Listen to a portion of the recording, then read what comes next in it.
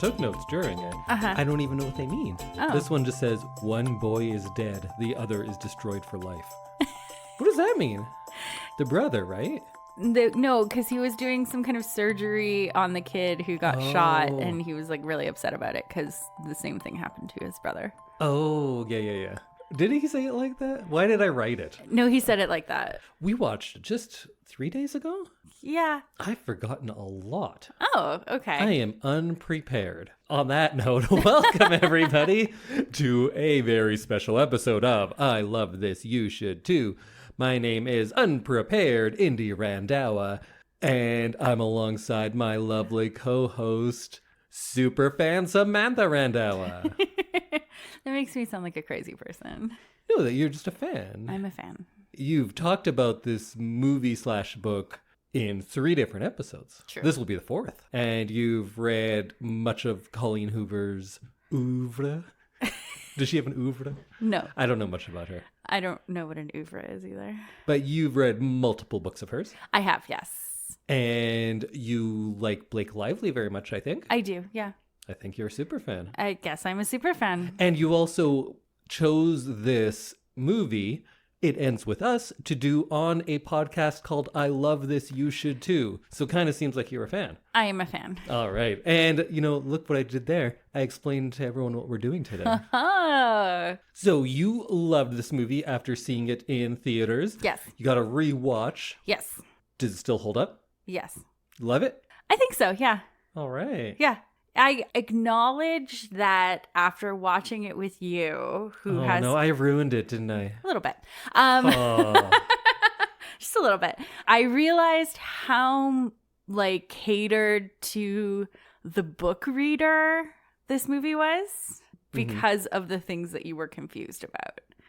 Yes. And I didn't want to say it while we were watching it. No, and you did the right thing. Because I wanted us to be able to talk about it here.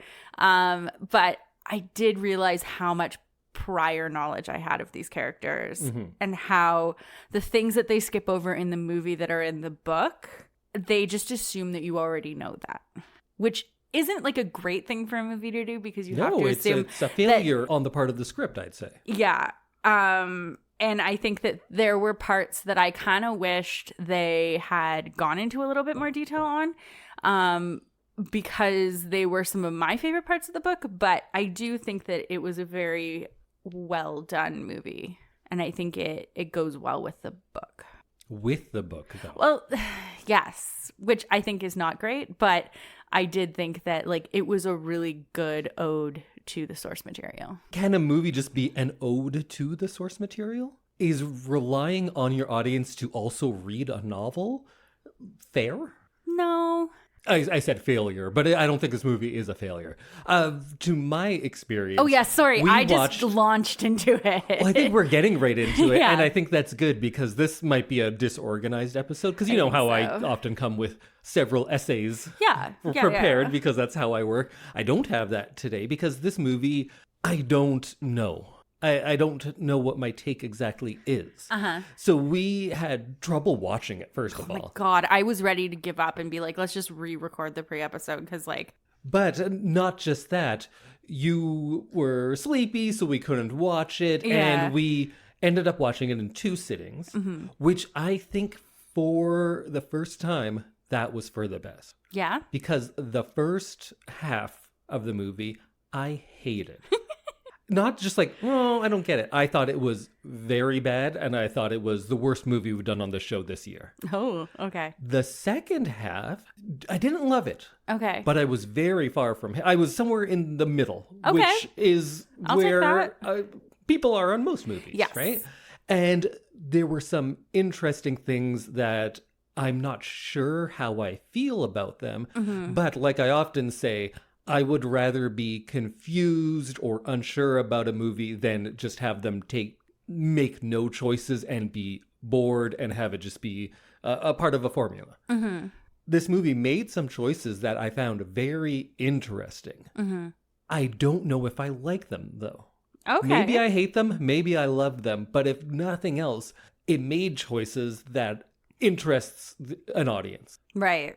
And that one thing I think that we're kind of both talking about kind of tangentially we will address. And we kind of already spoiled a bunch, but this is a spoiler zone. So yeah, exactly. Be ready for that.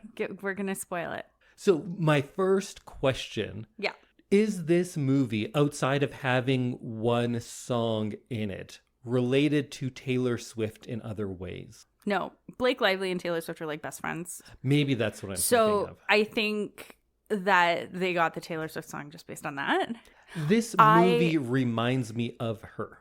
So I'm not a big Taylor Swift fan. I know a good bit about her from you because you are, again, a super fan. I am a Taylor Swift super fan, yes. Do you find the aesthetic of this movie reminiscent of her and her videos? Or why, to someone as an outsider, why does this movie remind me so much of her? And not the subject matter. Oh, it's a hard question. It looks like Taylor Swift to me. Okay. But nobody looks like her. No.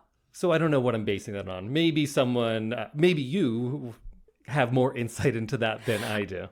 That's so funny because I really, when I read the book, I did not think about Taylor Swift. The use of the Taylor Swift song in this was beautiful and perfect, and I sobbed through it in the movie theater.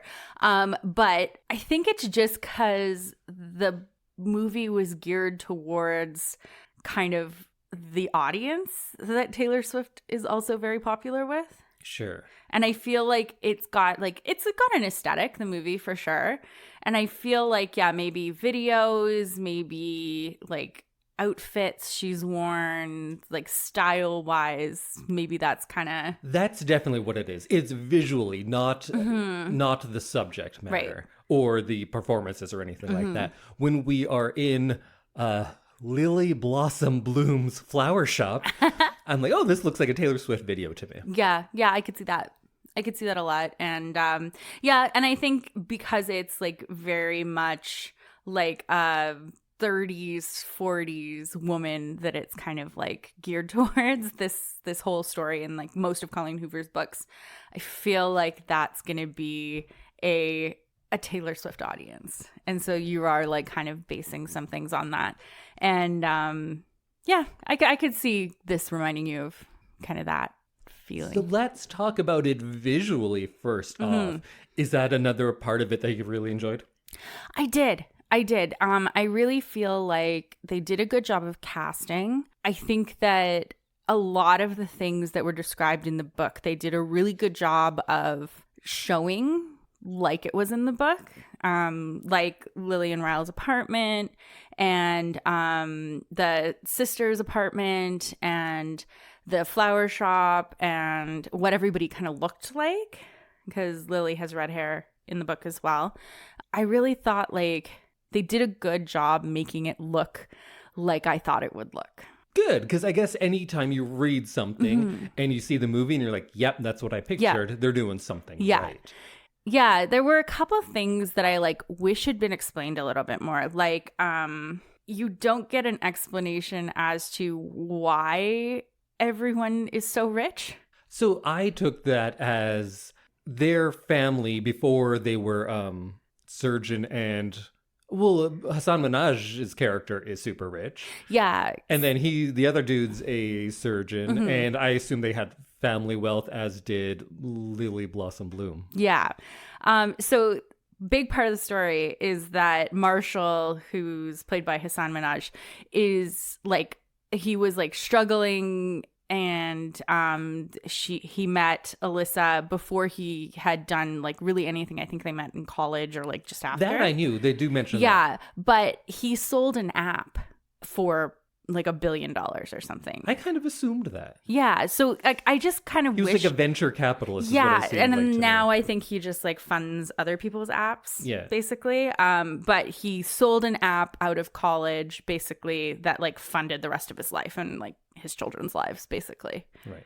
So I kind of wish there were there are a few character context clues that I knew that I feel would have actually helped in moments like that. That part didn't bother me because I felt like I didn't need more insight into him because I found Hassan's character incredibly annoying and didn't want him on screen. Oh. As someone who has watched almost everything he's been in, including his own show, and like him very much. I like his stand-up. I liked, what was that show called? Patriot Act? Anyways, the show he used to have, I enjoyed that a lot. I like him. Did not like him in this. Did you like him in this? I liked him in this. Oh, I really got annoyed with him. But I think it's because he was exactly what I pictured when I pictured Marshall while reading the book. So is it a good job of being the book character, or is it a likable character? I think it's more of a good job being the book character. Okay. But I like, that's how I imagined him. Sure. Was like a Hassan Minaj type. I realized that I called him Hassan like we're just friends. Yeah. And it is called Patriot Act. That was my thing of the fortnight years ago on the show. But back to the visuals of this movie. I don't like it, and I don't know why. You could just be like, oh, this is a 40-year-old man who loves old kung fu movies. Of course he hates how this looks. But I'm still self-aware enough to know that it seems well constructed. There's nothing wrong with the direction or the cinematography. It's a pretty movie. It's gorgeous. Especially that opening shot. Oh, like the helicopter? Yeah, over the, like, I assume it's like Connecticut? Sure. But that's pretty because that place is pretty. I didn't find the direction adding anything. And I wonder if it's just a personal preference that I don't love the aesthetic of like the flower shop and all of those kinds of things. And maybe it's just a choice that like, I don't like that particular look. So that's why I don't like the movie. But the more I watched, the more I found myself disinterested with the direction. And that can be a good thing. Like, you don't want the director to be so obvious. Yeah, you don't. Sometimes when the camera is moving and you don't notice, that's when it's at its strongest. It's doing all these things that you can't even tell it's doing. And those are some amazing movies. In this one, the direction and cinematography does blend in, but I feel like maybe it's not blending in as much as it is overpowered with the set deck.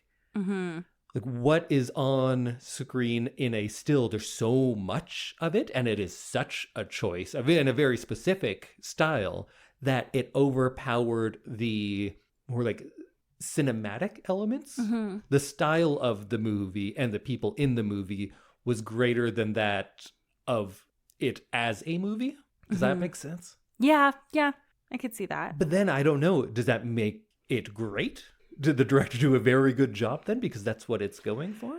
So that's one of those things where I don't have a strong take. I'm not like, well, this director was terrible, or I'm not like, it was great. I don't know. I didn't love it, but it was good. So the movie overall has me feeling like that in a bunch of different ways where I'm like, yeah, I see what you're doing. And I think you succeeded at doing that thing. I just don't know if I like it, which is in a weird place because it makes me think about me, the person, and less like the film critic or whatever we're doing here. Because when a movie is terribly put together and I pick it apart and you're like, yeah, that makes sense. That's what a film nerd does. But when I don't like this, I'm like, why don't I like it? And do I have something... I don't want to be one of those guys who's like, oh, this is a girl's movie. Yeah, I don't like it. Because like my favorite movies are all like Audrey Hepburn movies and stuff. Yeah. But there's something about this. Maybe it felt more manufactured. Maybe it's that throughout the movie, and maybe I'm kind of jumping to the end now, I felt that this movie was about making points and choices, which it does successfully, and less about telling a story. And that's what I look for in the movie over everything, even if it's doing some things and making points that is like, well done, and I agree with you. But in the end, I'm like, yeah, but I just didn't like the story. I didn't think it was, these characters were full characters that I was engrossed in. I didn't buy into them individually. I bought into the idea of what this movie was about more than these specific characters. Okay. Is that a success or a failure? I don't know. Yeah, that's I'm a little interesting. confused about this one. It's interesting to hear you talk about it as someone with no like attachment to it previously. Mm-hmm. Because I'm like completely unable to be objective because I love the book, and I was like so hotly anticipating this movie and looking forward to it, and it was interesting. It's interesting to hear your perspective, just because like I can't be objective about it, right? Like I knew I was gonna like it. I from what I had heard about it beforehand, I knew like it was gonna be exactly what book lovers wanted, and yeah, I don't know. And I went with friend of the show Kim, and she hadn't read the book, but it also like hit her very emotionally, just going through an emotional time herself. So I think neither of us really looked at it that critically after. And there were parts, I guess, why are we talking about it like we're going to save the spoilers for later? No, we're spoiling it. We usually start out a little slower. But, True. So there were parts, like for instance, when she says, I named the baby Emerson, gives him the baby, he's full of joy, and she says, I want a divorce. Yeah. I was somewhere between applauding and crying, and it did neither. But like the emotional core of that got me. And the emotional journey of not this character, but someone in that spot got me. But this character herself, I was like, yeah, whatever. Oh. I was reacting more to her journey and extrapolating that journey to many other people and feeling that far more than I felt for anyone actually on the screen. Right. I was just happy that this story is being told, and in a somewhat novel way. We'll talk about that. And I was happy about that, but then I was like, yeah, but I didn't love this. Yeah. Like many of the movies we've talked about where I say like, this isn't a great job of this one thing. Like Sisterhood of the Traveling Pants comes up to me. Yeah. There were so many things that could have made that movie. Yeah, maybe that's why that was on my mind. There were so many things that could make that movie so much better. True, yeah. But I was happy about it because there's not enough female friendship movies. And so when you get one that's like, yeah, that's pretty good, you're happy about it. Yeah. And I feel that about this. Yeah. There's not anyone telling the story better. Oh, that's not true. There's not many big budget movies telling this story better. True. And people who have a platform and people who bring like people into movie theaters, especially in this day and age when everyone's streaming everything, I definitely think this is like, it's an important subject matter. And I think it was done like fairly well. I'd agree. It was done fairly well. More people should tell a story like this, and then through competition, it's going to get better, and you're going to get, there are good examples of this, and I thought this was just an example of it. I think it's a good example of it. You had a lot of problems with the rooftop scene at the beginning of the movie. Oh my God, yeah. Do you want to know something? Sure, yes. Ryan Reynolds wrote that. Oh, it should have been in a Deadpool movie. It was so fast. Like, you're a neurosurgeon? Why are you laughing at that? My name's funny. Lily Blossom Bloom. My dad's dead. Oh, I killed someone today, and the other boy's life is destroyed. I had sex with a homeless man. What? Yeah. Why? It didn't seem to fit the rest of the movie. No. But that's the beginning of the movie, so that's what you're starting off with. And it was so much. Once we learn about Atlas later, we're like, wait, you just said, like, I had sex with some homeless man? Like, I lost my virginity to a homeless boy. And it was in the book. That's, like, how it's phrased in the book. So that is, like, a direct line. That doesn't change. No. That's a shitty thing to say. It's a shitty thing to say, yeah. That's how you define Why are him? You were in love with that this for person. The most shock. Yeah.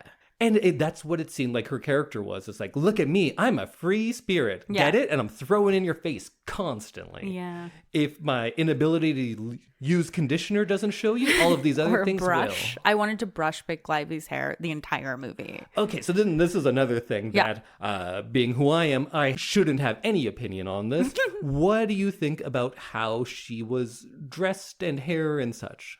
It just seems like a very odd series of choices to me. So in the book, she wears a lot of overalls, and I feel like they did that. Does the book take place?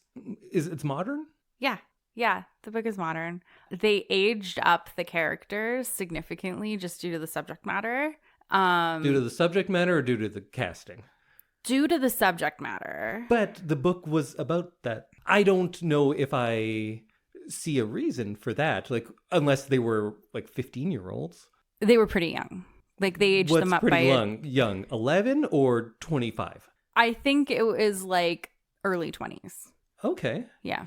I can't see a reason why this story would be like shocking if she's 24 and not whatever she is. Mm-hmm. Yeah, I don't know. I just assumed they got Blake Lively and they're like, all right, that's the age now because we got a big name. I think they could have made her play younger for sure, but... What do you mean play younger? But I mean like... Like still cast her, but just say like, hey, I'm 21. Yeah, like I feel like they could have done that, but... But they don't...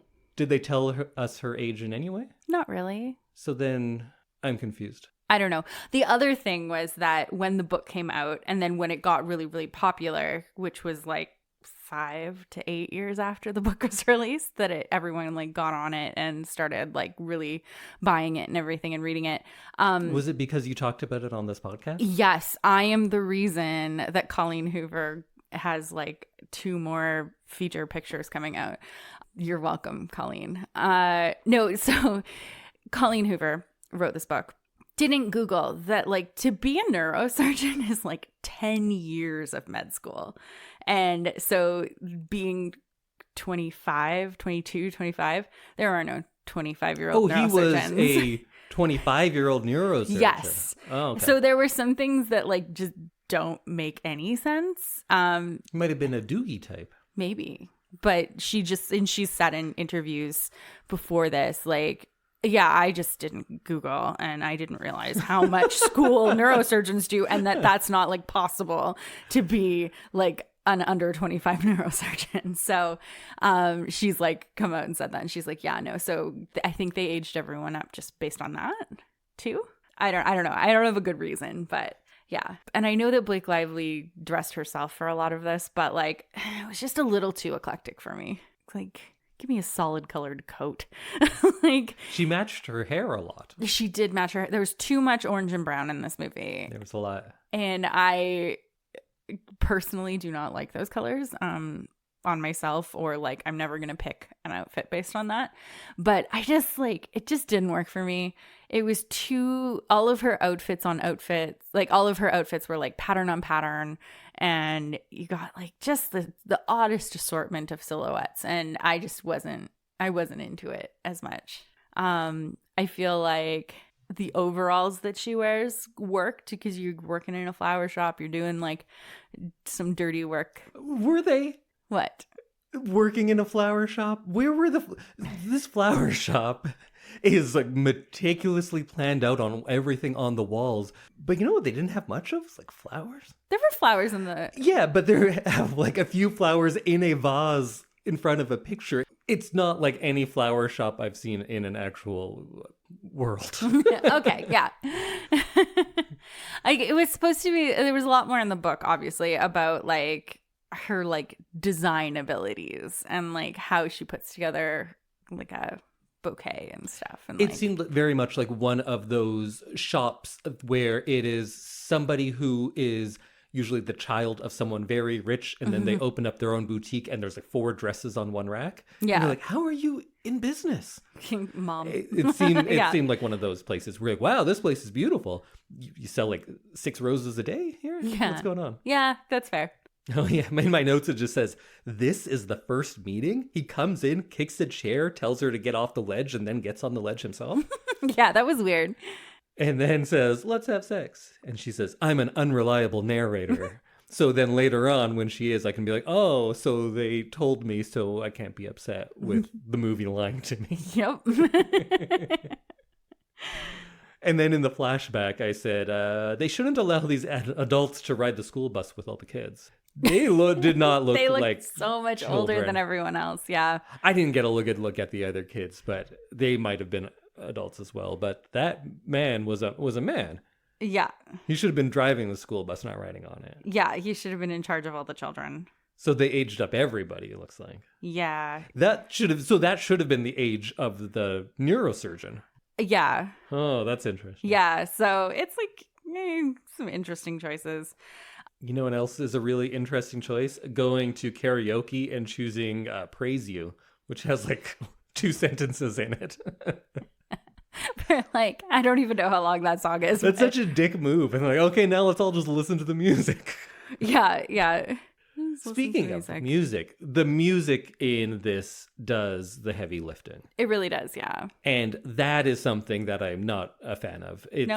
No, because I think we had this conversation just the other week about how the score should underscore. It should add to and maybe elaborate on the feelings that the characters are creating through dialogue and through acting. And here I felt like when things were falling flat, they just put on a song that makes you feel that way. And they would rely on the music way too much.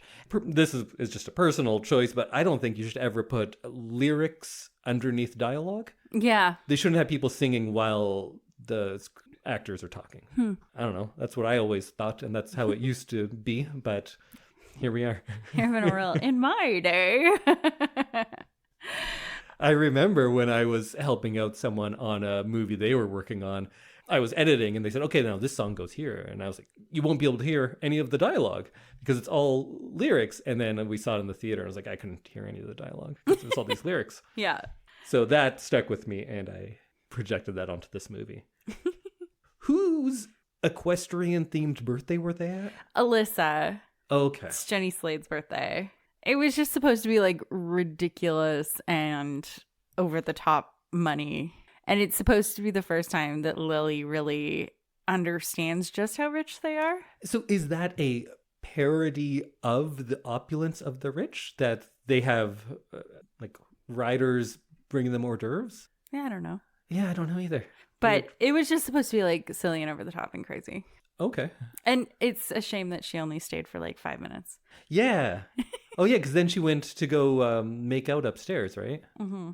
You know what? That's one thing that does bother me about this movie with the subject matter that it has later on, how it's like a fun character trait that she'd be like, don't touch me. Just kidding. Let's make out. The whole thing of confusing like consent with playing hard to get is maybe not a good choice for a movie like this. That is something that bothered me as There well. was multiple times where she'd be like, don't touch me, we can't do anything. I'm just going to take my clothes off, though. Yeah. That's a weird line to blur in a movie that deals with the things that come later. Yeah. Yeah, when you're dealing with consent and domestic violence and like... Don't have playing hard to get. It's like a flirty, fun thing. Yeah. Don't have her like saying no and like in like a fun, playful way where she doesn't mean it. Because the consent is a very big part of this movie. And it does seem like that they're very trivial with it. Because there's several times where she says no and he keeps going and she's really into that. Mm-hmm. And then we get like the big scene where she's saying no and he keeps going. And it's a weird thing, an unnecessary thing to bring in to confuse. Mm-hmm. It's an odd choice. I also just think that's like not good writing. Right. So like, don't touch me. Just kidding. Like that's... Yeah. I get she's a free spirit because she's always has these like poetic musings and speeches. In the first half, she always gives these speeches about how like quirky she is. And they really bothered me. And I really, really disliked her character for the first half of this movie. Yeah, I could tell. I've never seen you actively frown at a movie for like extended periods of time. I hated her. Yeah. And it made me very upset because I knew that she was going to be the victim of something. Mm-hmm. I don't really know what the movie's about, but I knew that was coming. So it made me then angry at the movie of like, why would you not want me on her side? Why are you actively making her just insufferable? All of their banter, her and Ryle Kincaid, which is another just... These names seem like real book names. Yeah, they are. Totally. Real book names. Totally like, just book names. When I was teaching grade 12 English, and these are the names that the kids would give their characters a lot. all the banter between Lily Blossom Bloom and Ryle Kincaid before they got together, when they're like, we're just friends, like, oh, but we talk naked truths, and like, I just need one kiss to get you out of my system. All of that was utterly insufferable to me. I really disliked it. I think it was meant to be like flirty and fun, and I did not care for it. Did you like just in the movie, the two of them before they got together? Was that fun?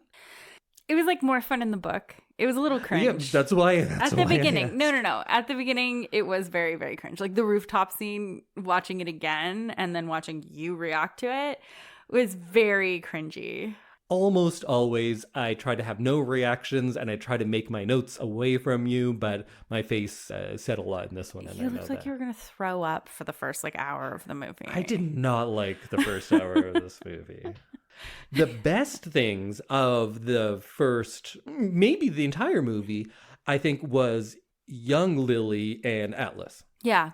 I saw something there, and then when that happened, I'd be like, oh, this movie does know how to make a couple likable get together. Yeah. Because they had not similar, but it's similar in the idea that we see them meet, we see them fall in love. Mm-hmm. And I wanted them to get together. Mm-hmm. But then I was thinking, because we then see where Ryle's character goes, are we meant to hate everything about them getting together? I don't think so, right? No.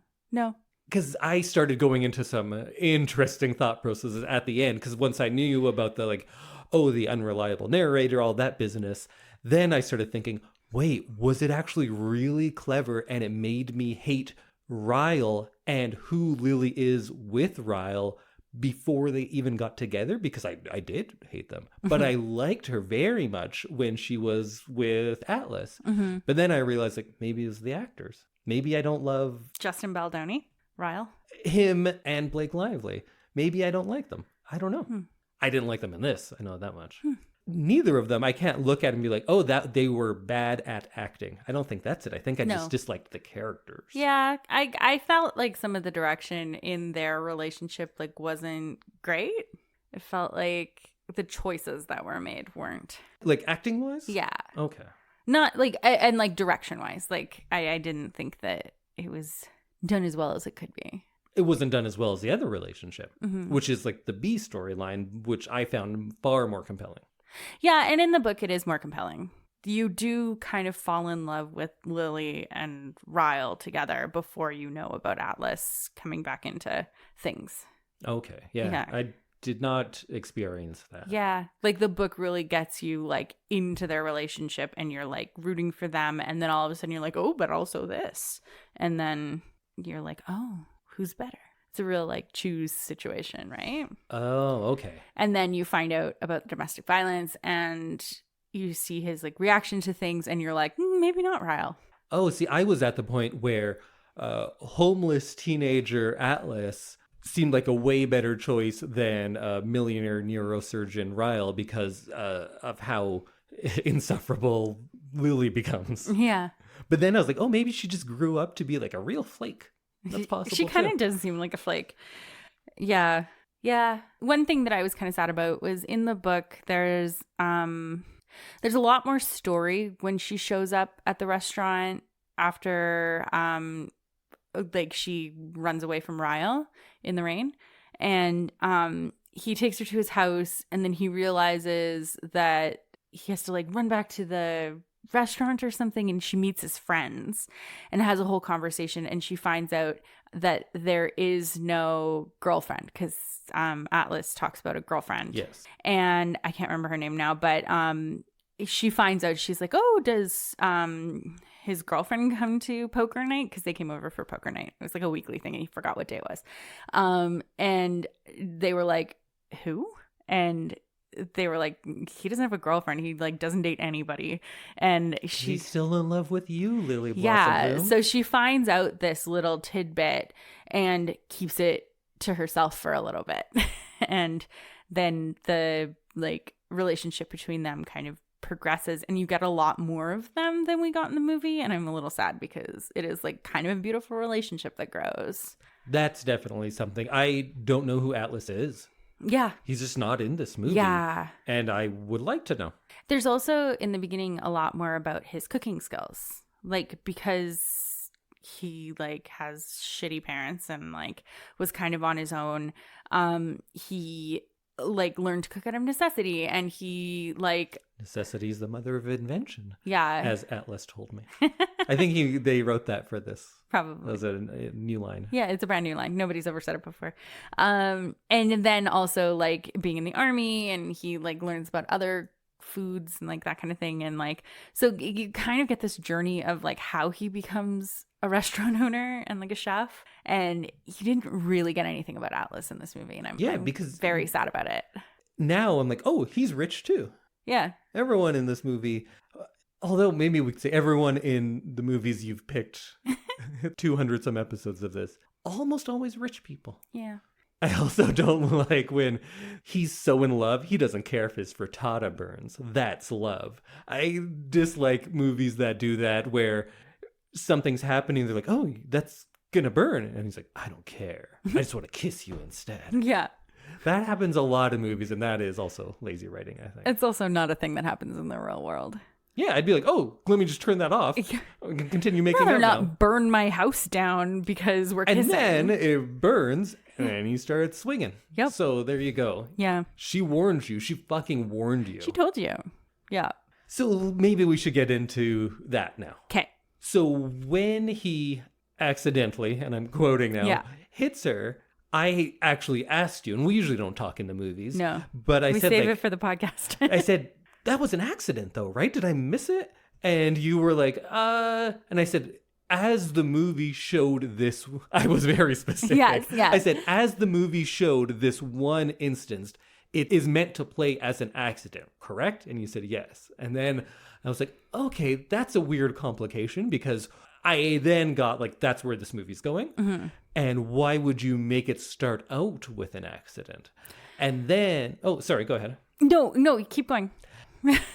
And then when it's revealed that we see another like quote unquote accident when she falls down the stairs. Yeah. And what we see on screen is an accident. Mm-hmm. Very much so. She just fell. Mm-hmm.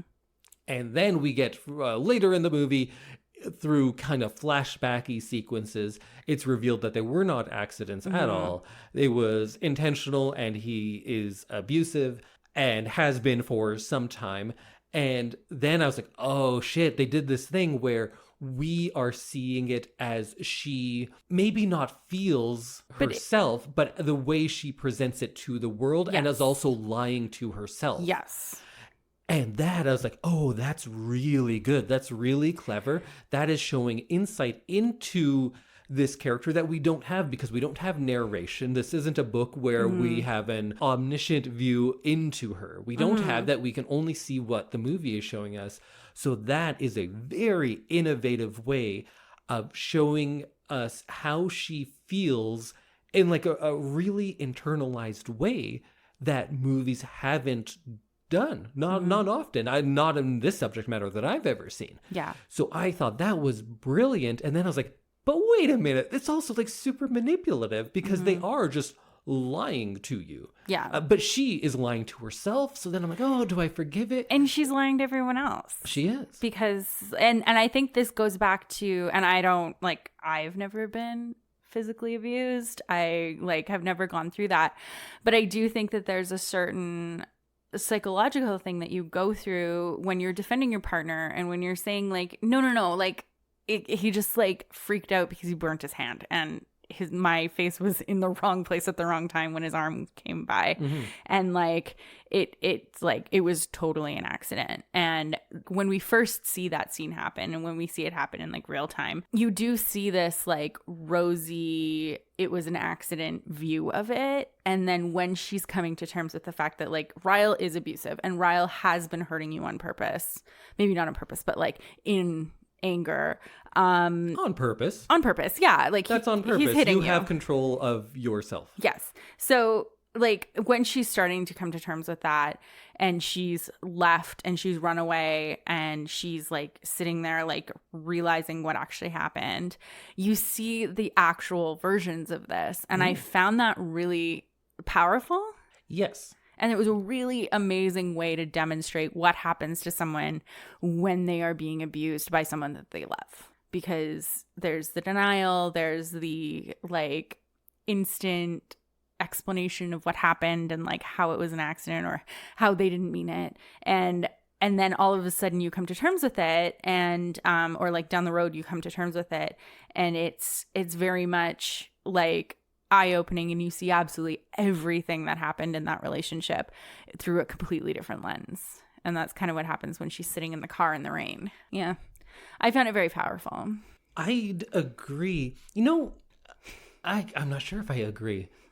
It's very interesting. Mm-hmm. It is a great way to show that character's justification for his, that is Lily's justification for Ryle's actions, and how that kind of explaining away of things becomes so internalized that she herself believes it. Mm-hmm. And that's what makes it even more difficult to extract yourself from that kind of situation. It does all of that very well. But someone who hasn't read the book, when I get the reveal, it was less of a like, oh, that's the power of it, and more of a like, well, you're just kind of tricking me and lying to me a little bit. Yeah.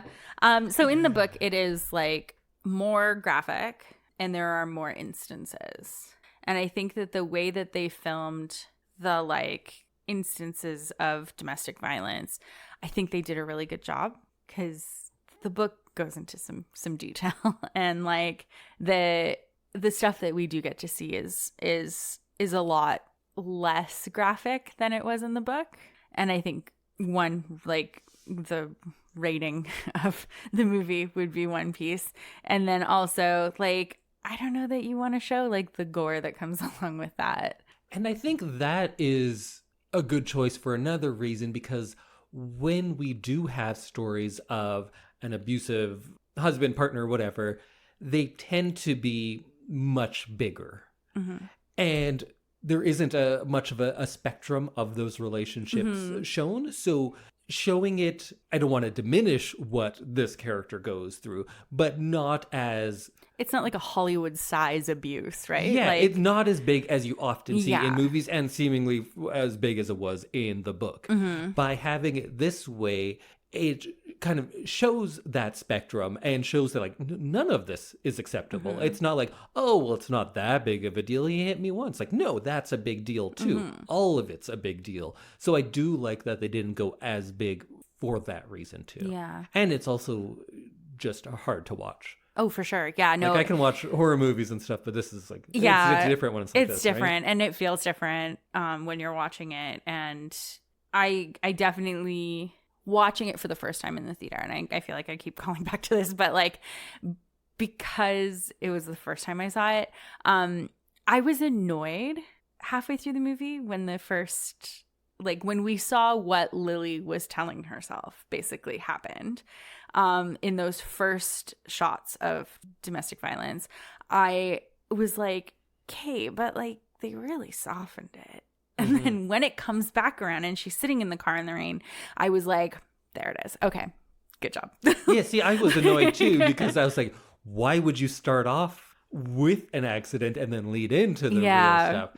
I guess that's my issue with it. And you can't have it both ways, because doing the reveal later, you have to put up with some like being upset until mm-hmm. that reveal. Yeah. But it is, if nothing else, interesting. Mm-hmm. And by far the most interesting thing of this entire movie was the choice to show us the first time through her memory mm-hmm. rather than the live actuality of it all. Yeah, absolutely. Yeah. The like first shots of all of those instances were like really well done when you see it at the end. Mm-hmm. For sure. But it also made me upset with when she said at the beginning, I'm an unreliable narrator. Yeah. Because it's like, I'm fun and quirky, but also I am repressing horrible trauma. Yeah. Yeah. And you know that like there's a lot of trauma there for both her and Atlas. And so in the book, like we see this scene in the movie of Lily's father like holding her mother down. We see that a few times throughout the movie. In the book, Atlas starts sleeping in Lily's room because it's winter and because he's in this old abandoned house that has no heating or anything, and it's like too cold for him to stay in there. So he sneaks into her room and sleeps like multiple nights in a row.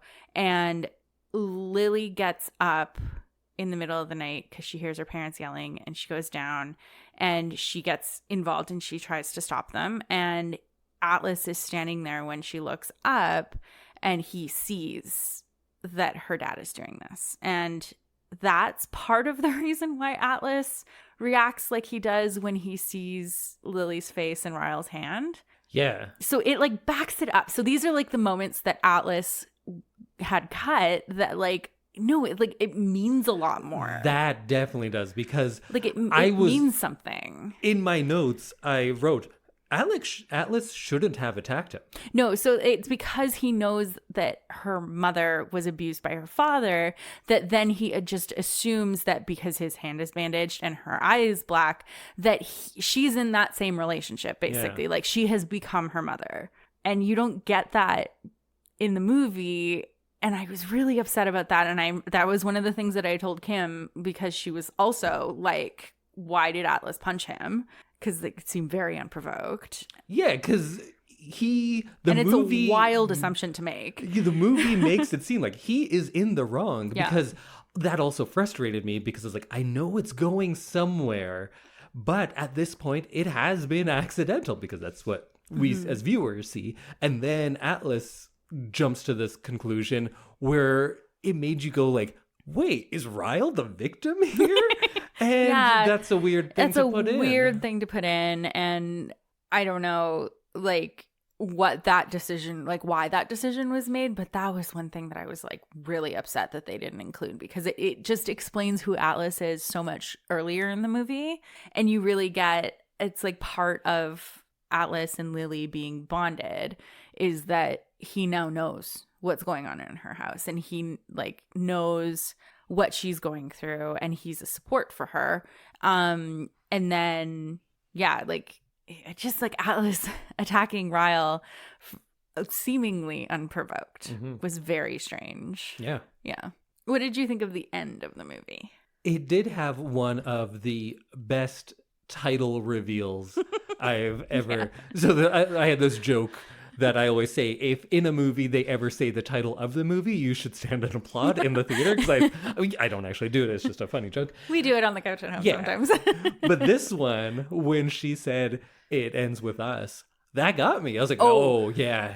That final scene when she, and I think we talked about this a little bit earlier, but like when she hands the baby to Ryle because she knows that he will not react because he's holding his daughter, and then gives him the like, I want divorce. I want divorce. I want divorce. I want a divorce.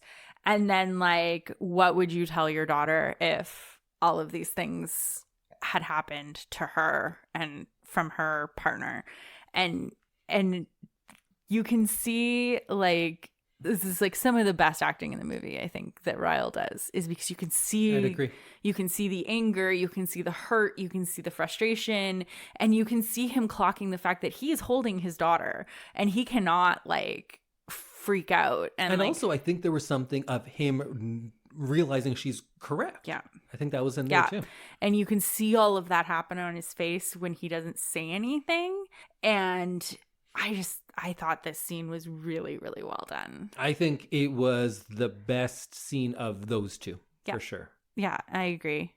I also kind of, the other thing that I missed was they get married in Vegas, and Marshall and Alyssa, they're like rich. So they charter the private jet and they all go to Vegas, and it's like a big party.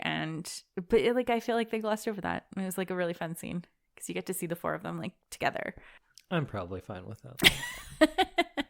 But yeah, so I didn't like them. Oh, I liked Jenny Slate, I guess, the best. They're supposed to be big and obnoxious. That's kind of how they are in the books too, but it's fun. I can't be convinced of not liking someone and then they're going like, oh, they're supposed to be obnoxious. I was like, okay, well, they are. I don't like it. Yeah, okay. But yeah, I liked the ending. I was torn. I really think they could have ended it with, it ends with us, you and me, baby girl. Like, that scene was so powerful that... Was there a scene after? There was. I don't even remember that. So it should have ended It should have ended there. Should have ended with them. It should have ended with them. It was right in the title. So you get Lily and her mom and Emmy at the grave, and she leaves the blank eulogy napkin. Oh, yes. And then you get Atlas at the market seeing her again. Right. And that's like leading into the next book, basically. Like, the next movie. Has that been greenlit? I don't think it's going to happen since Justin Baldoni and Blake Lively are suing each other. Right. Should we wrap up on this? And then I want to hear, because I don't follow movie stuff outside of what's on the screen, so you can tell me about that. Yeah. So overall, you still love it? I still love it. I think it has its flaws. You know, nothing's perfect. But I really... There's a few things that are... Remember The Shining? Ooh. Chungking Express? That was pretty perfect. But I stand by this, and I think it's a very powerful movie, and I think it talks about a very important subject, and it makes a subject that's very difficult accessible and kind of understandable for people who may not have experienced it or who may be supporting someone going through it but haven't experienced it themselves. Like, I think it's a really interesting view into this kind of relationship and just the things that these people who are experiencing it go through. And I think that that is a really important story to tell. And I think that the choices that were made in some scenes were kind of disappointing, but I think that overall the movie did a really good job and was great. I agree with 90% of what you just said. Was it the "it was great" part? Yeah, okay. I think so. Everything else, you know what? This is one of those movies where we fundamentally agree on everything except for like a rating out of 10 at the end. Is probably going to be like pretty discrepant that way, but everything else we're like, yeah, I'd agree with everything you're saying. Absolutely. Like, I think I already talked about what I didn't like, and I didn't love how every character had to be like everything. Like, I'm an entrepreneur and I'm quirky and I'm a free spirit. And then he's like, I'm a soap opera handsome and super ripped and a neurosurgeon. But you know what? I'm also fun and I wear a onesie to the bar. Like, those things didn't go together. And not like they don't go together in a person. They didn't go together in him. He looked awkward when he was like in a onesie at the bar. Yeah. Also, I couldn't picture him going through med school or doing an operation. Yeah. And it's not just because you're handsome. It's this character. I don't know who this character is. Yes. Yeah. I don't know who she is. Yeah. I don't get a grasp of any of the characters outside of teenage Atlas. And then adult Atlas, we don't know anything about, but that's just because it's not in there. That wasn't a performance thing on his behalf. And I think by skipping all of the Atlas pre-story and like all of that with teenage Atlas, we skip a lot of who Lily is. Yeah. Because like all of the young Lily and young Atlas stuff is all together. So it's like you cut all the Atlas stuff, you're cutting a lot of Lily stuff. But there has to be a way to do it. When you are a screenwriter, that is your job. It's to adapt that and get to the heart of it more quickly, because you don't have the time of a novel. Oh, that's of course. more like a season of a TV show Yeah. to get all of that content. And it can't just be like, well, in the book it was all of this, but we don't have time for it in the movie, so we can't do it. No, you have to figure out a way, or you have to cut things, and you have to make those choices. From what it sounds like, they didn't choose wisely in all of those cases. But that was my my least favorite stuff. But what I did like is that it does get kind of tropey in the sense of it's a melodrama, right? And it does have some tropes that we've seen many times before. But how it unfolds with that unreliable narrator stuff, and that this story of abuse is different, less obvious than what we usually see. that was very effective in showing kind of the insidiousness of domestic violence. And with that unreliable narrator part, you can see how it's invisible at times, right? And that was the most effective part. It's effective in what it's saying about domestic violence and people who have to suffer through it and survive, and people who perpetrate it. That is effective. Is it effective in these characters specifically? I don't think so. Not really, because I just don't know who they are. I don't really know what drives them. Mm-hmm. But it does make good points on a subject matter that is more universal. So that's something that is very tricky to do, but it doesn't do what movies can usually do of like have a good meet cute. That it can't do at all. It fails miserably. Have two very good looking people fall in love and us want them to be together. I dislike them very much together, but it does something that's way more difficult and is successful there. So like, is this a good movie? I don't know. I don't think it's a good movie in the sense that the script and the acting and the direction I didn't care for. Does it make a very good point in an interesting way that helps kind of elucidate things about the world we live in, which is a tricky thing for a movie to do, but I think something that the best movies do that. This movie, yes, it does do that, but it can't do the easy stuff. So I don't know. I didn't love it. I didn't hate it. It's an interesting movie, and I'm glad I saw it. So I think that's a victory. If you're happy you saw a movie, then that's good. Yeah. Okay. Well, there you go. So you were going to tell me, because the only thing I had heard was a long time ago, Blake Lively was upset about a producer credit and was suing about that. But now it's gotten to be all sorts of other stuff. So it's not about a producer credit. She's suing Justin Baldoni for sexual harassment and severe emotional harm on the set of the movie. And he is suing the New York Times because they sided with Blake Lively for libel. So in the complaint, Blake Lively talks about how Justin Baldoni discussed her weight with her trainer and pressed her to lose weight. He shared really graphic things about his sex life apparently, but also showing her porn on the set and suggesting changes to the script that made her really uncomfortable. She felt like he went places that she wasn't comfortable with, when she an example was she was breastfeeding her child in her trailer and he barged in even though she was busy. But yeah, she just I guess felt unsafe. And so yeah, she's suing him for that.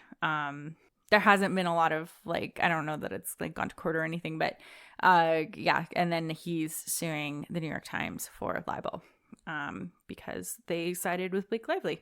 So yeah, I'm really interested to see where that goes because it is going to be so public, and I think it's going to be an interesting case of safety on film sets as well.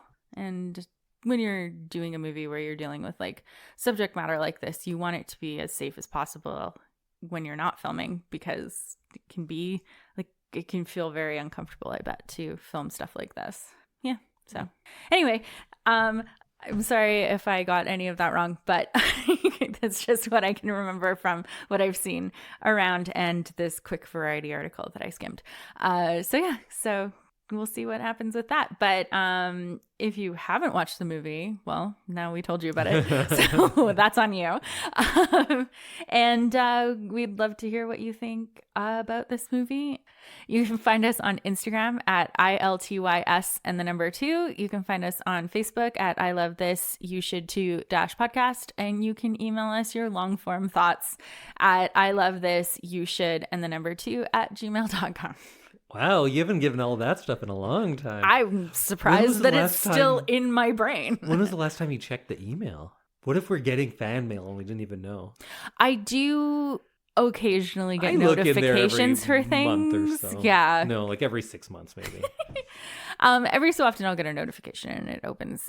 It's a backup email for something else that I have. So occasionally things go there and I have to approve them. And then I take a little look through, but I have not looked probably since before Christmas. So I'm sorry if your deep, deep thoughts are sitting in the inbox. We will get to them. Wait, now what I just realized. So everything when he's on screen I disliked. It might just be a thing of you're directing and acting, and the direction really suffers when you're focused on the performance. I think that would be a very, very hard thing to do. Yeah. And I'm not sure. I think this may have been his first directing credit. So I don't think so. No?